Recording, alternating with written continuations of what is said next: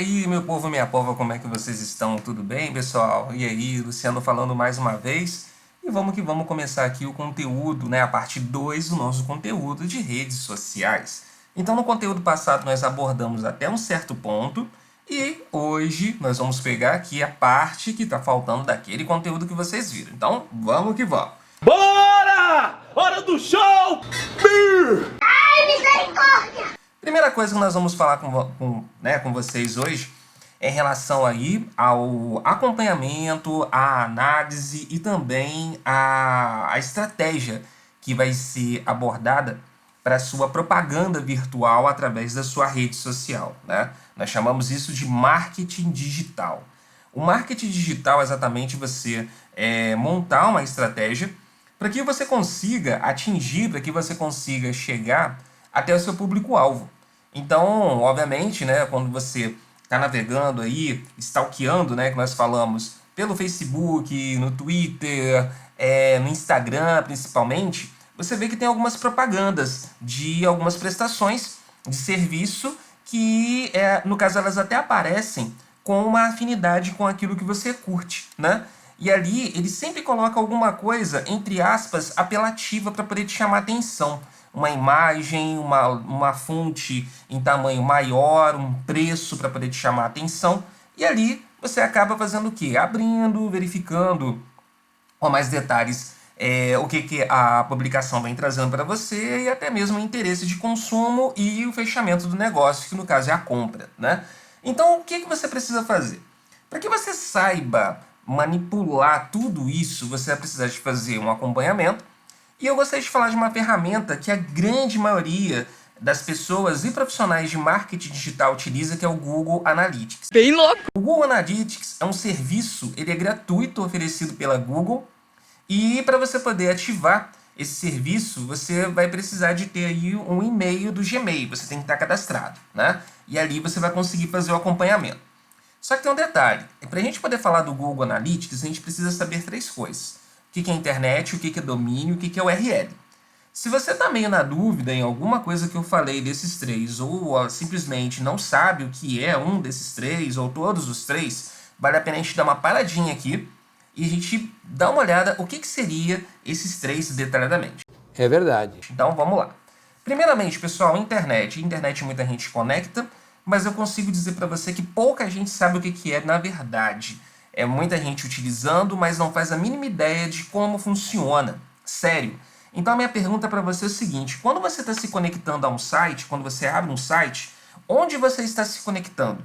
Não sei. Então quando você se conecta à internet, você não está indo para Nárnia, você não está indo para outra dimensão, né? Você está se conectando com outro computador. Então, a internet nada mais é do que uma grande rede com todos os dispositivos que se conectam a ela, eles podem trocar informação. Então, quando você está abrindo um site, você está fazendo a conexão com outro dispositivo. A minha pergunta para você é o seguinte: onde fica esse dispositivo, esse computador que armazena esse site? E quem está utilizando ele do outro lado? Será que é confiável? Você consegue me responder isso? Então é uma coisa que, digamos assim, ela é muito surreal, né? Então a internet é como se fosse um grande grupo de WhatsApp que vai estar conectado o mundo inteiro lá, tá?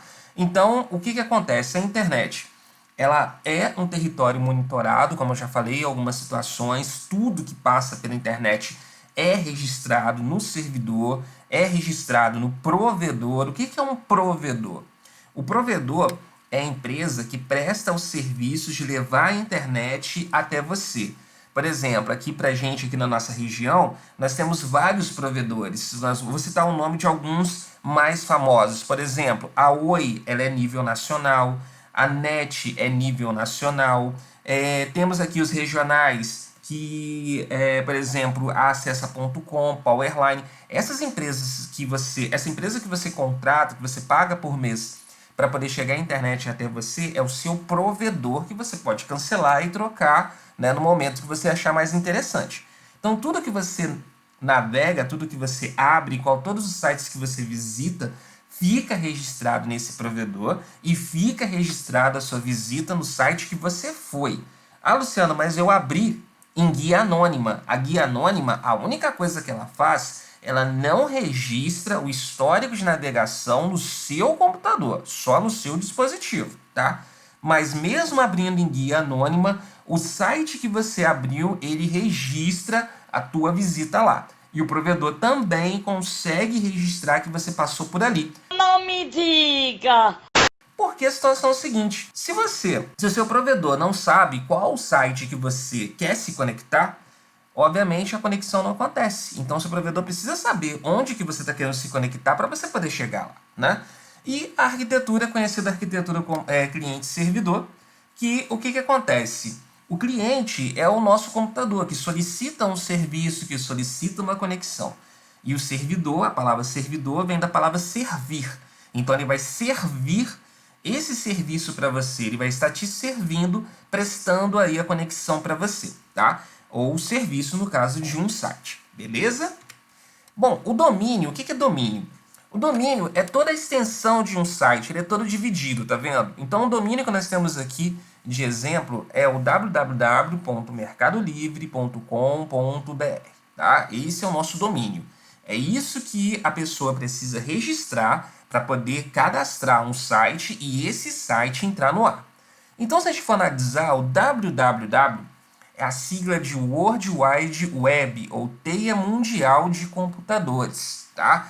Esse www nada mais é do que a internet. Então, você precisa de ter um protocolo que vai fazer o reconhecimento do www. Esse protocolo é o HTTP ou o HTTPS, e com ele você vai conseguir fazer a conexão no site que você necessita ou no site que você deseja. O ponto Mercado Livre é o nome do registro, tá? Esse registro ele é feito aqui no Brasil em um site, né, chamado registro.br, que eu vou mostrar daqui a pouquinho para vocês. Você vai lá, vai colocar o nome do site que você quer e ele vai verificar se esse nome já tem, se alguma outra pessoa já está utilizando esse nome. Se estiver utilizando, ele vai te dar sugestões para a criação do seu domínio, tá? Então, .mercadolivre.com, .globo, .train, esse é o nome do registro do site. O .com é a categoria do site. Todo site .com é um site que está na categoria de serviço prestado, tá? Então, é um site comercial, beleza? Então, todo site .com é um site que traz algum tipo de produto ou prestação de serviço. E o .br é a identificação do país onde esse site está registrado. Então, qualquer site.com.br é um site comercial registrado no Brasil, ok? Mas o que acontece? Aqui nós temos um print do registro.br, tá vendo? Você vai digitar registro.br, vai apertar Enter, ele vai abrir essa janelinha para você, onde você vai poder fazer a pesquisa, né, de um domínio.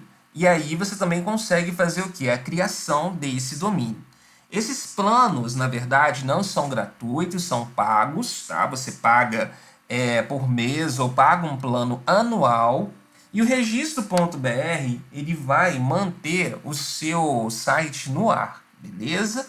E aí você vai conseguir fazer o quê? Você precisa contratar um profissional de desenvolvimento para o site para ele poder fazer as atualizações. Então você paga o profissional, caso você não saiba fazer o site, e paga o registro.br para manter esse site no ar.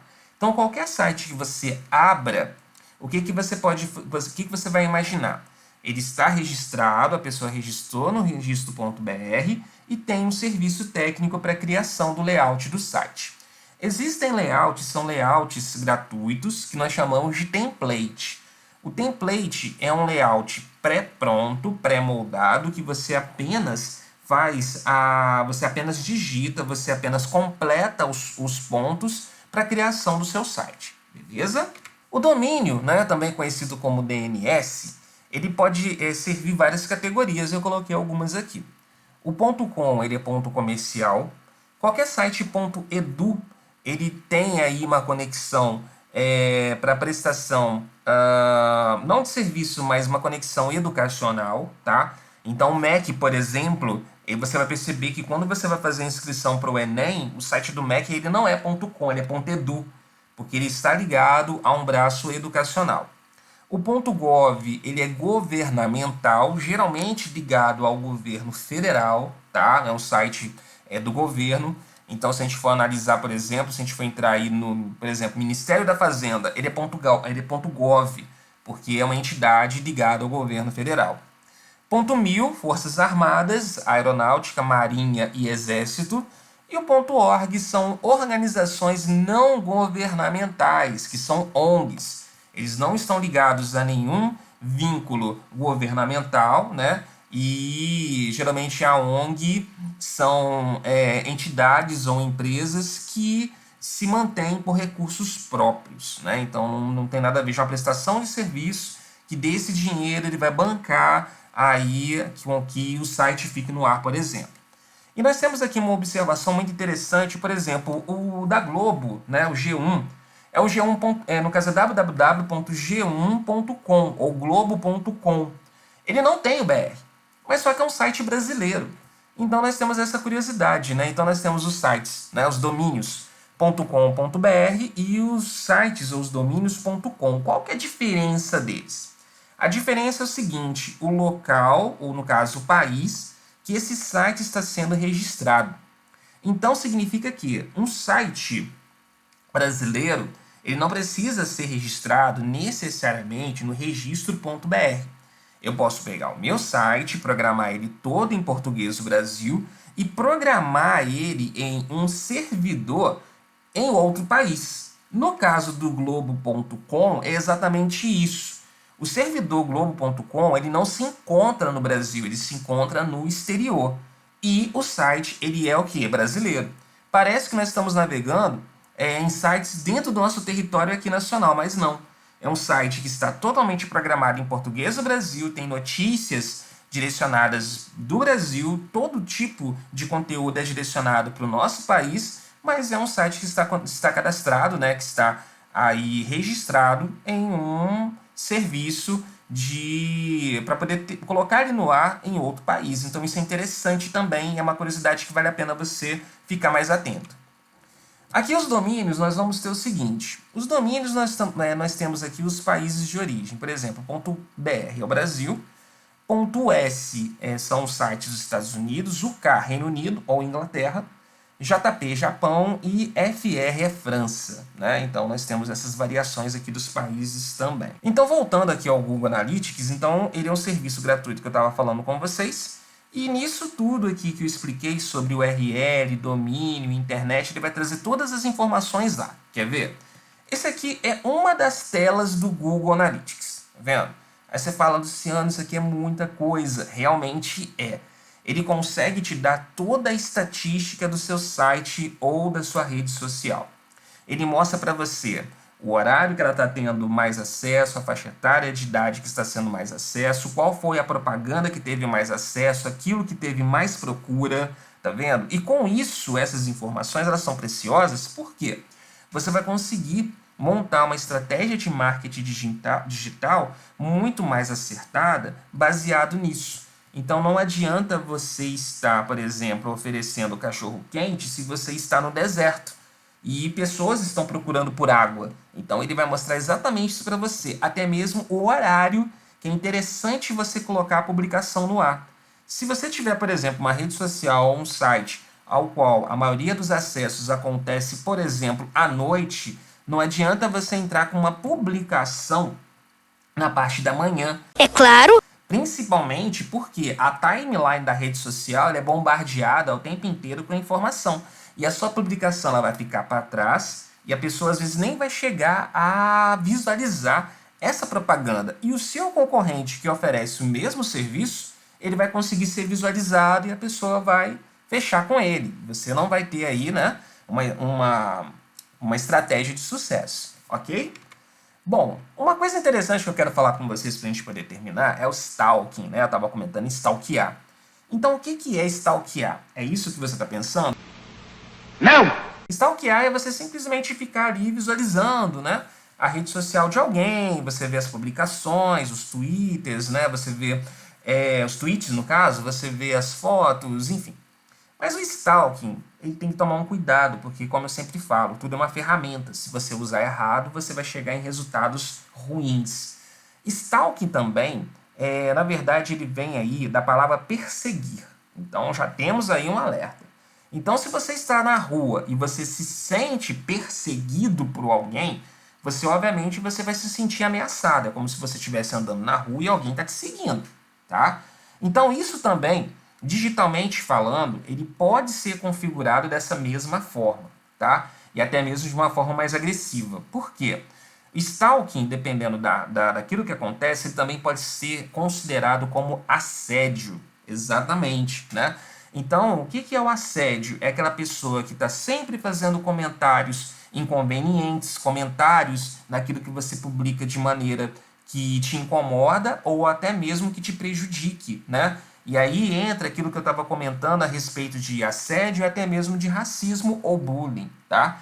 Então, o stalking, ele vem aí, né, da palavra perseguir, e isso você tem que tomar cuidado também, porque da mesma maneira que às vezes, né, você fala, opa, eu não vou andar muito colado junto com essa pessoa na calçada, porque ela vai achar que eu vou estar seguindo ela, né? Então isso também você precisa ter o mesmo discernimento na sua rede social. Então você tem que tomar um cuidado muito grande com aquilo que você fica colocando, para que você não seja inconveniente. E caso você seja vítima, né, aí, né, de racismo, stalking e tudo mais, o que você precisa fazer? Primeiramente, tirar prints, você vai tirar todos os prints daquilo que está te incomodando para você poder documentar. E com esses prints já salvos, você vai abrir um boletim de ocorrência em uma delegacia civil. Porque hoje no Brasil nós temos muitas leis de crime digital. E o local que você vai fazer o boletim de ocorrência é em uma delegacia civil.